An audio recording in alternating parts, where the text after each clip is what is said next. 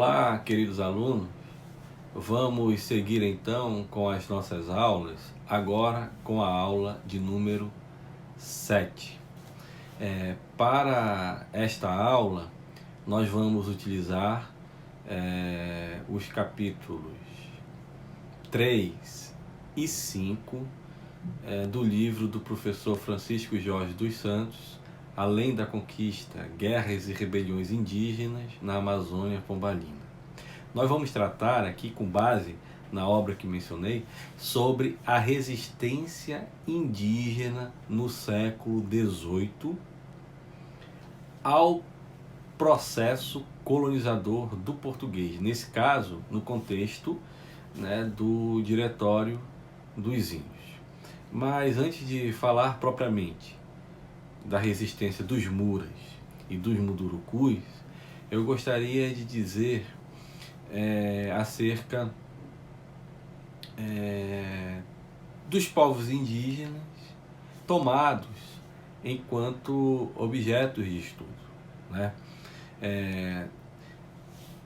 Claro que nós não podemos pensar, e o próprio material empírico, a própria documentação assim nos mostra, que os povos indígenas que foram alvos dos portugueses nesse momento de colonização, sobretudo pela importância que eles tinham pelo seu trabalho, porque era uma força de trabalho fundamental, no Diretório dos Índios eles eram considerados como remédios para a pobreza, era mão de obra indígena, ou como já dizia aquele missionário, os índios são os pés e as mãos da colônia, Então veja, o trabalho indígena era fundamental, mas nós não podemos pensar que esses povos indígenas que viveram aqui nesses tempos, eles foram vítimas passivas desses portugueses. Muito pelo contrário, eles não podem ser nem relegados a notas de rodapé em trabalhos, e muito menos serem focos de uma perspectiva de que são vítimas, de que foram passivos, de que se entregaram aos portugueses, que contribuíram inclusive para o fim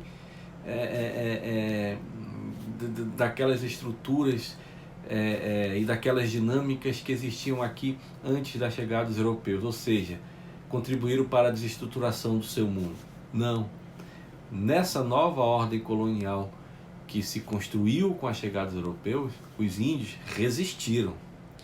E eles resistiram de diversas formas, seja através de guerras, seja através de uma dissimulação, ou seja, um certo fingimento de que estavam obedecendo às ordens dos europeus e num dado momento se rebelavam quando viam a oportunidade, e outras formas de resistência, muitas vezes até invisíveis. Tem um texto do Hector Bruit que eu gosto muito, que é o Visível e o Invisível na Conquista da América. Esse artigo ele é muito importante porque não só mostra esse aspecto mais visível da resistência indígena, da guerra, da rebelião, das emboscadas que fizeram para os europeus, mas mostra também muito daquilo que é invisível, dessa dissimulação, do próprio alcoolismo que muitas vezes era utilizado nesse sentido e acabava também contribuindo como um ato de resistência. Inclusive muitos índios, para louvar os seus deuses, fingiam que estavam ali tomando bebidas espirituosas, ou realmente bebiam, e ali falavam as suas línguas e adoravam seus deuses na frente dos europeus. Os europeus pensavam, estão bêbados, quer dizer, então veja só, na frente dos europeus, louvando o seu Deus, e os europeus aceitando porque acabavam pensando que eles estavam bêbados. E outras formas de essência. Esse texto do Hector Bruit eu indico para vocês, eu vou disponibilizar assim que retornarmos para as nossas aulas presenciais na reprografia. Se eu conseguir digitalizar, eu envio para o nosso grupo da turma, tá bom? Em PDF. Mas veja só, então resgatar essa resistência indígena também, mas não só isso. Nós devemos também entender que os índios nessa nova ordem colonial, para sobreviver, eles fizeram escolhas, eles agiram como protagonistas, portanto eles eram agentes de sua própria história, sobretudo. E nesse mundo colonial que se abriu, sobretudo no Diretório dos Índios, que nós vimos que o Diretório acabou trazendo certa mobilização social, tornaram os principais grandes negociadores políticos, mas também tornaram os povos indígenas em situação, pelo menos em tese, igual aos portugueses, mas permitiu uma abertura, né, de atuação dentro dessa nova ordem, porque esses índios, muitos passaram a ser juízes, vereadores, pilotos nas canoas, alferes na estrutura militar, nas tropas militares portuguesas, né? Enfim, então isso gerou uma certa mobilidade social e muitos se inseriram nesse novo mundo para sobreviver, né? Mas aqui, o que nós vamos trabalhar? Nós vamos trabalhar uma resistência mais visível, bélica, dos Muras e dos Mundurucus. Vamos falar primeiro dos Muras. Os Muras, eles vão começar a marcar presença na documentação dos portugueses a partir do século XVIII, né? E eles vão aparecer assim, como guerreiros, como abomináveis, como perigosos, como bélicos, né? E cabe destacar uma coisa: os Muras, eles estavam em processo de expansão, sobretudo da região ali do Rio Madeira, né? Então, numa dinâmica própria interna, né, de relações entre os povos que habitavam aqui a região, dessa dinâmica própria, os Muras, né, estavam em processo de expansão. Então, se expandiram pelo Rio Madeira, alcançaram os Solimões, alcançaram o Negro, e nesse processo de expansão, eles vão se encontrar com os portugueses, porque esses portugueses, através da ação do Estado português, eles vão também subindo os rios, né, já interessados economicamente na região, inclusive estabelecendo rotas comerciais fluviais. Lembram da nossa aula anterior?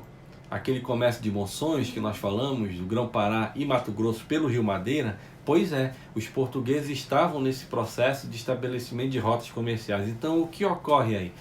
Os Muras em processo de expansão do Rio Madeira, Solimões, Negro, né? E os portugueses vindo em direção ao Mato Grosso para estabelecer essas rotas. O que ocorreu? O choque entre os Muras e os portugueses, né? E os portugueses, então, viram a capacidade enorme dos Muras em guerrear. Não só isso, estabeleceram combates enormes, né? Os Muras, de certa forma, meteram medo nos portugueses. Alguns portugueses perderam as suas vidas nos combates com os índios Muras. Alguns Muras também perderam as suas vidas, guerra, né? Guerra. Mas tem uma coisa importante a destacar, né? No documento escrito pelo padre João Daniel, Tesouro Descoberto no Rio Amazonas, ele fala um pouco de como os Muras, no episódio, eles foram enganados. né? Alguns missionários chegaram até os muros, prometeram, né, certas condições de vida e certos acessos a determinados produtos que quilhariam dos portugueses, se eles descessem. E fizeram um acordo com os muros, os missionários. Mas um colono leigo foi até lá, né, se aproveitando desse contexto, desse acordo. Isso está no registro de João Daniel, né, e que o professor Jorge coloca no seu livro.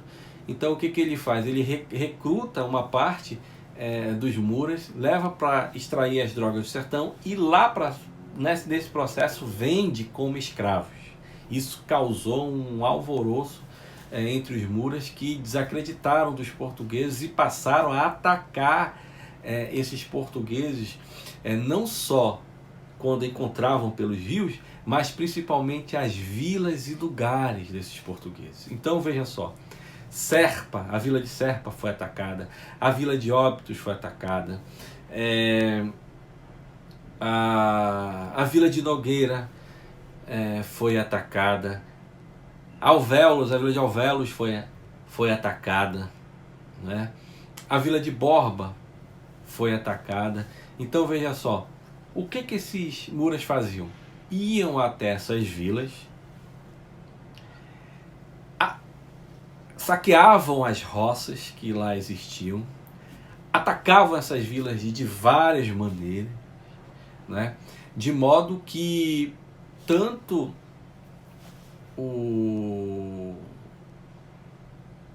os documentos da época mencionam isso. Eu vou dar 2 exemplos.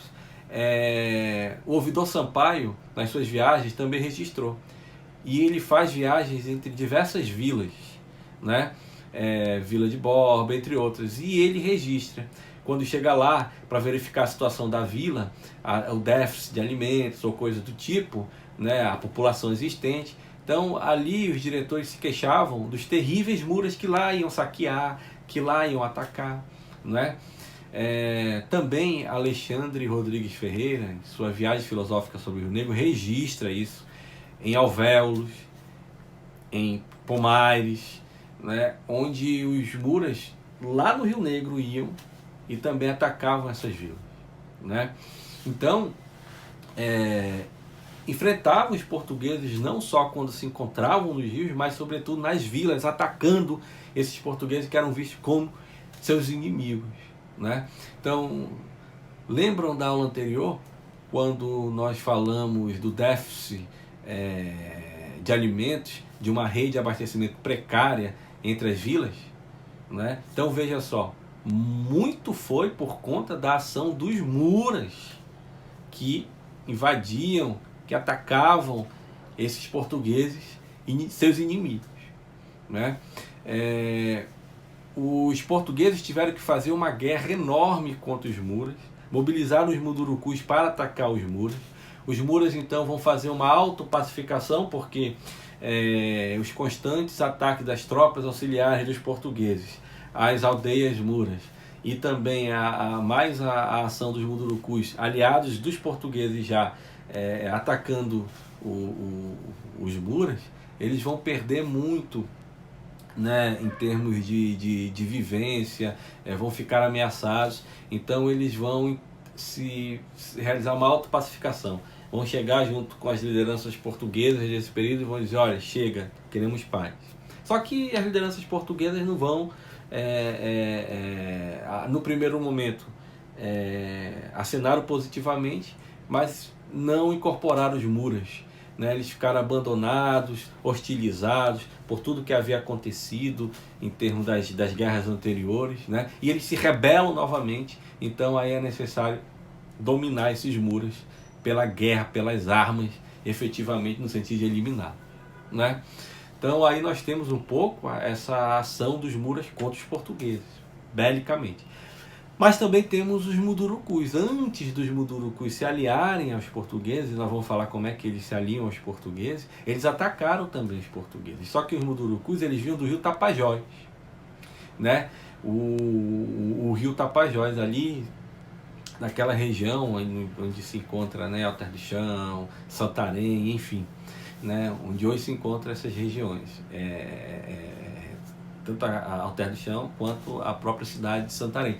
Então veja só, o que aconteceu? Os Mundurucus, eles são descritos pelos portugueses também como índios muito fortes, altos, com peitos largos, com um cabelo liso, né? Seus corpos avolumados, com riscos, né? Pintados, bem com linhas retas, enfim, né? Quer dizer, eram povos fortes, assim os portugueses registram, né? E os Mundurucus, eles viviam em aldeias. Cada aldeia tinha um chefe, mas tinha um chefe também. Eram unidades políticas autônomas, né? As aldeias dos Mundurucus, mas elas também estavam imbricadas, não é? Eram unidades políticas autônomas, mas em relação, não é, entre si. Nas aldeias você tinha a morada dos homens, onde ali os homens comiam, viviam, se reuniam em conselhos e trocavam trombeta, que era algo da cultura deles, e a casa de moradia onde as mulheres e as crianças ficavam, né? E essas casas de moradia, elas ficavam ao redor de uma praça central, né? Então veja como estava organizada a aldeia, né? Mas veja, os Mundurucus eram guerreiros, eram povos de guerra. A guerra era muito importante para esses Mundurucus, de sorte que quando os portugueses também chegaram e entraram em contato com essas aldeias e descreveram essas aldeias, aí a nossa possibilidade de hoje saber como que essas aldeias se configuravam, né? Mas assim, quando entraram em contato com esses Mundurucus, os Mundurucus então avançaram sobre esses portugueses, guerrearam sobre esses portugueses a ponto dos portugueses se recolherem. E olha a tática dos portugueses. Porque também, no caso, voltando aqui, antes de falar como os portugueses fizeram alianças com os Mundurucus, né? Os Mundurucus também atacavam a vila de Alter do Chão, atacavam vilas ali na região de Santarém, né? Roças atacavam também, enfim, então causavam um tremor naquela região, né? E os portugueses se viram então numa situação complicada. Então, o que os portugueses fizeram? Ao guerrear com os Mundurucus, capturavam alguns, mas não matavam.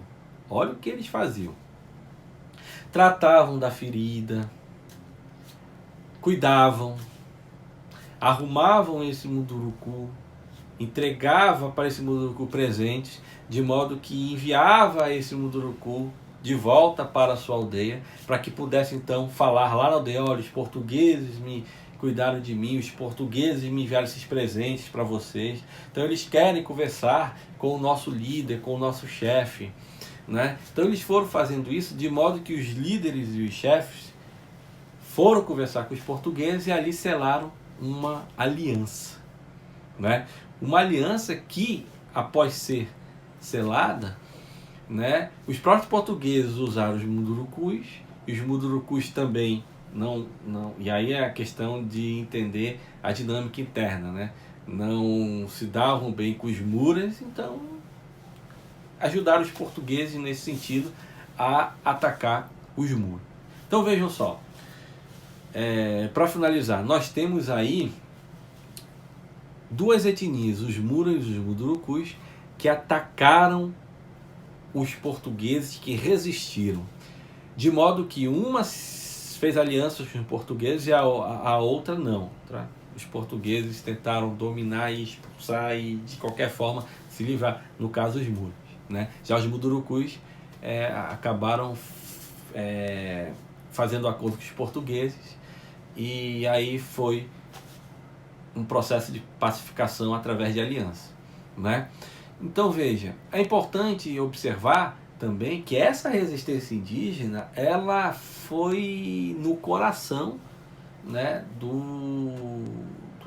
das vilas, dos lugares, e atingiu em cheio, né, toda aquela estruturação pensada a partir do Diretório dos Índios e que nós vimos anteriormente. Quer dizer, o Diretório ele não era algo para ser implantado no vazio, né? Existiram povos ali que resistiram, que guerrearam com os portugueses, que atacaram os portugueses, e mesmo assim aqueles que se aliançaram com os portugueses negociavam. Os principais, como nós vimos na aula anterior, para descer com o seu povo, pedia até emprego do diretor para o seu filho, por exemplo, né? Como algum emprego ali numa tropa auxiliar, numa administração, na administração ali das povoações, enfim, né?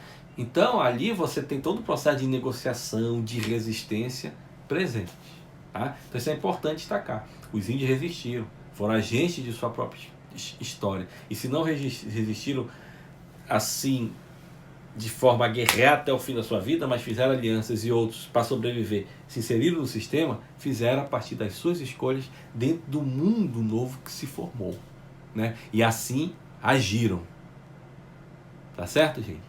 Na próxima aula vamos falar acerca do diretório, tentando tratar da política indigenista e da política indígena. Daí nós vamos verificar a falência do diretório. Por que faliu? Tá bom, gente? Até a nossa próxima aula.